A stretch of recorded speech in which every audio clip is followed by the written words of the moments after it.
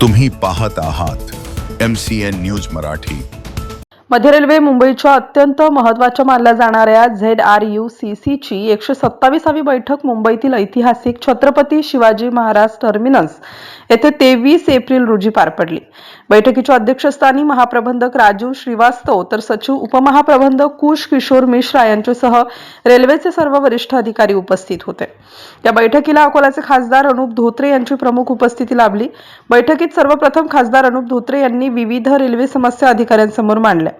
त्याला रेल्वे अधिकाऱ्यांची उत्तरे दिली। त्यानंतर समितीच्या संपूर्ण महाराष्ट्रभरातून आणि मध्य प्रदेश तथा कर्नाटकमधून आलेल्या प्रत्येक ZRUCC सदस्याने आपापल्या मागण्या व्यक्त केल्या। ZRUCC समितीचे नवनियुक्त सदस्य श्याम आकोटकार यांनी पश्चिम विदर्भातील रेल्वे प्रवाशांच्या विविध प्रलंबित मागण्यांचा आणि समस्यांचा जोरदार पाठपुरावा करत प्रशासनाचं लक्ष वेधलं। निवडीनंतर झालेल्या पहिल्याच बैठकीत त्यांनी आपल्या कार्याचा ठसा उमटवला। पश्चिम विदर्भाच्या विकासासाठी प्रस्तावित जालना खामगाव रेल्वे मार्गाचा विस्तार खामगाव शेगाव तेल्हारा हिवरखेड पर्यंत करण्यात यावा। शेगाव इथून अकोला वाशिम पूर्णा मार्गे मुंबईसाठी संत गजानन महाराज एक्सप्रेस सुरू करावी। तसेच मुंबई अकोला अकोट मेळघाट एक्सप्रेस सुरू करावी। अकोट अचलपूर चांदूर बाजार नवीन रेल्वे मार्ग व्हावा। अकोल्यात मध्य रेल्वेचे सर्व प्लॅटफॉर्म दक्षिण मध्य रेल्वे सोबत जोडावे। अकोला शेगाव येथून नवीन गाड्या सुरू करण्यासाठी पीट लाईन निर्मिती करावी। अकोला दिल्ली जम्मू रेल्वे गाडी सुरू करावी।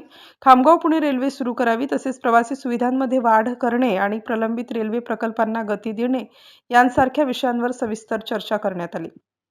तसेच तेल्हारा तालुक्यातून 40 संघटनांनी निवेदने श्याम आकोटकर आणि धीरज बजाज यांनी आकोटकर यांच्या आक्रमक पाठपुराव्यामुळे रेल्वे प्रशासनाने अनेक मागण्यांवर सकारात्मक विचार करण्याचे आश्वासन दिले। MCN न्यूज मराठी करिता बाळासाहेब नेरकर, अकोला।